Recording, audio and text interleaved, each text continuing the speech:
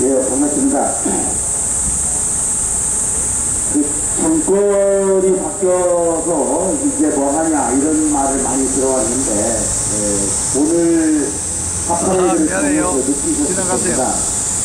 삼복더위가 되다 보니까 날이 더워서 정신이 나갔는지 오늘 정신 나간 인간들이 너무나도 많다는 것을 느꼈습니다. 최근에 여론조사 말을 이렇게 많이 하는데 제가 그래서 여론조사 심의위원회에 옥토에 들어가서 파악을 해봤는데 여론조사 심의위원회의 등록이 2017년 5월 9일부터 시작됐습니다. 5월 9일이 언제입니까? 5월 9일이 19대 대선이 있던 날이었습니다. 근데 그것을 공고한 것이 3월달이었는데 3월달에 있었던 걸 통해서 저들은 미리 정권이 바뀔 것을 염두에 두고 여론조사기관을 통해서 여론조사를 통해서 여론조작을 하고 그것을 통해서 장기 집권을 하려고 하는 생각을 하고 있었다라고 하는 것을 구체적인 증거로서 확인해 볼 것 같습니다. 근데 그것뿐만이 아니라 정권이 바뀌기 전에 그전에 그랬지만 방송통신위원회하고 방송통신심의위원회하고 이런 것들을 다 장악을 해서 언론과 모든 것들을 장악하고 법법재판소를 장악하고 여기가 자진대로 중앙선관위를 장악하고 사법부를 장악하고 그렇게 해서 안토니오가 말했던 것처럼 이 곳곳에 진전을 했던 것 같습니다. 이 진전을 뚫고 우리가 정권을 교체한 것은 말 그대로 기적이라고밖에 하나님이 섭리가 없으면은 절대로 이룰 수 없는 그런 섭리라고 생각을 합니다. 사실은 2024년 4월 1일에 있을 총선을 기다릴 것도 없습니다.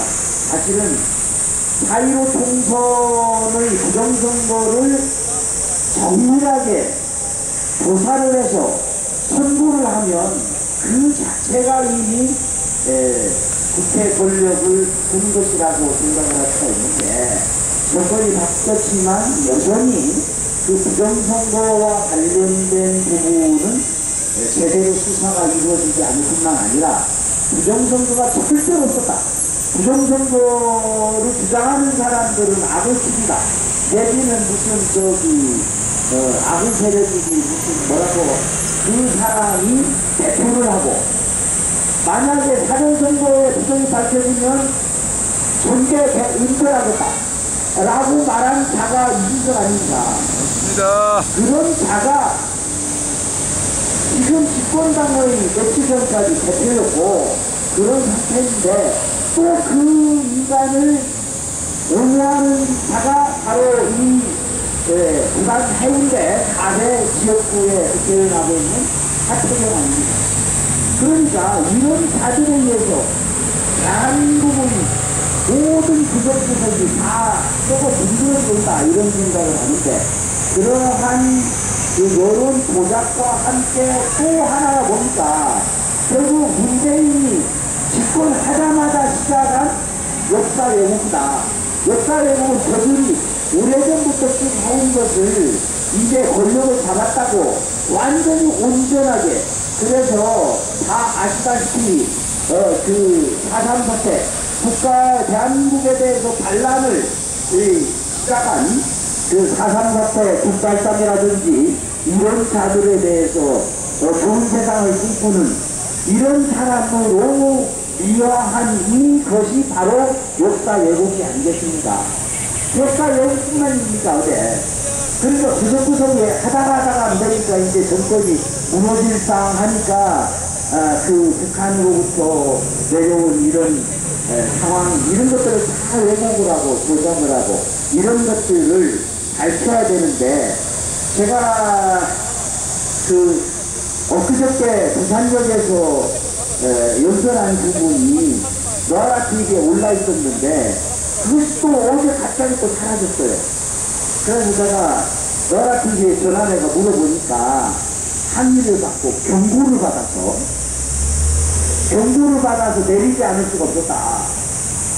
그래서 내만 내렸는가 해가지고 기분이 별로 안 좋았는데 이거 정권이 바뀌었는데도 문재인을 사용하라 뭐 이런 얘기를 했다고 해서 그런지 어쨌든 제 그 연설 동영상이 내려졌어요. 어제 오후에.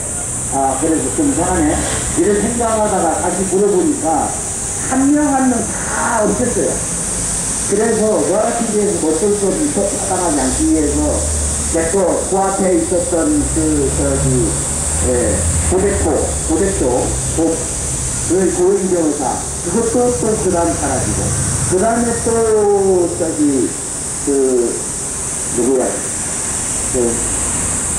여성 조순덕도 그것도 사라지고 그래서 정가은 목사님하고 김학재 박사님 논고 말고는 다 사라졌어요. 이게 지금 우리가 처해 있는 상황이라는 거죠. 이게 정권이 바뀌었다고 해서 끝난 것이 아니라 결국에는 여전히 적을 군북주사파 세력에서 장악된 이것저것 장악된 것이 세력을 본으로 또 지운다. 그렇게 생각을 합니다. 오늘도 아까 아시다시피 지금 서울에서도 저렇게 퓨어 축제가 열리고 있는데 이런 그리스도 내지는 반국가 세력이 곳곳에서 압력을 하고 있기 때문에 우리가 나서서 다시 또 한번 민족의 정부를 바로잡기 위해서 해야 되지 않겠는가. 그래 원래 오늘은 제가 사실은 이건 여담입니다. 나는 어젯밤에 서울에 있으면서 9시 반까지 서울에 있었는데 이래갖고 별일이 아니다.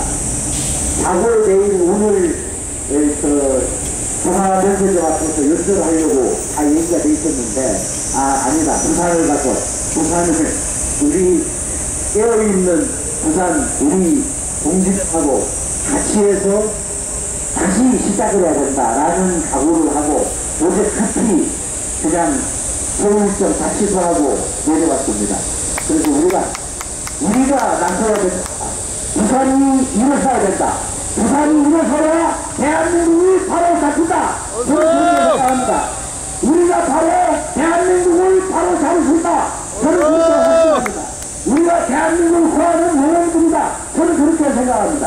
우리가 대한민국 역사를 바로잡고 대한민국을 국가 정체성을 세우는 우리가 바로 그 기억이다. 이렇게 생각하기 때문에 모든 것을 제치고 제가 부산에 다시 와서 지금 오늘도 말씀을 따랐습니다.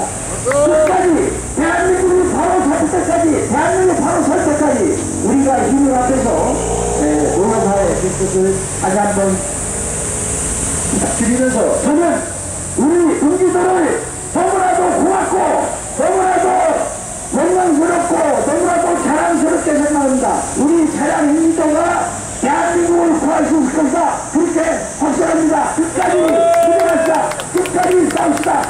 아직까지 안녕하고 있는 저들 전국주사파 세력들과 분명히 맞서 싸우도록 합시다. 여전히 정신 나간 자들이 많습니다. 저들을 우리가 강력하게 맞서 싸워서 저들이 하늘의 뜻에 따라서 움직임을 받고 대한민국에서 더 이상 살 수 없도록 저들이 왜 저렇게 날뛰겠습니까? 지금 저들이 하는 방법이 똑같습니다. 여론조사를 통해서 조사를 하고 그것을 언론을 통해서 또 재생산하고 그것을 사회 그림을 바꾼 것으로 분간을 시켜서 그리고 그걸 기정사실화해서 예를 들어서 여론조사를 하고 그 여론조사를 처음 시작하는 게 어딥니까? KBS 올라갑니다. 한국사회조사연구소 거기서 딱 하면 그걸 신호탕으로 해서 배송하고 있지 않습니까? 한 개만 마지막으로 말씀드립니다. 여론조사의 결과가 이상하게 나타난 시점이 중요합니다. 그 시점이 뭐냐? 중국의 시진핑 정권이 대한민국이 그런 식으로 나토 편을 들면 절대로 용납되지 않을 것이다. 반드시 보복을 하겠다. 이걸 공언한 후에 더불어민주당 국회의원 우상호 이런 자들이 중국에 동조하는 그런 발언을 하고, 그리고 그 시점에 뭐였습니까? 지난 2주 전에 민노총의 집회가 있었습니다. 이것이 다 하나같이 똑같은 시점에 이루어지고 있다. 이것은 저들이 본격적으로 국가를 정복하기 위해서 지금 총공세를 펼치고 있다 라고 생각을 할 수밖에 없습니다. 이걸 누가 맞서겠습니까? 누가 싸웁니까? 우리가 싸워야 하지 않겠습니까? 우리가 싸워서 이들의 이 잘못된 판단을 뒤집었고 이들을 물리쳐야 되지 않겠는가, 그렇게 생각합니다. 감사합니다. 박수! 박수!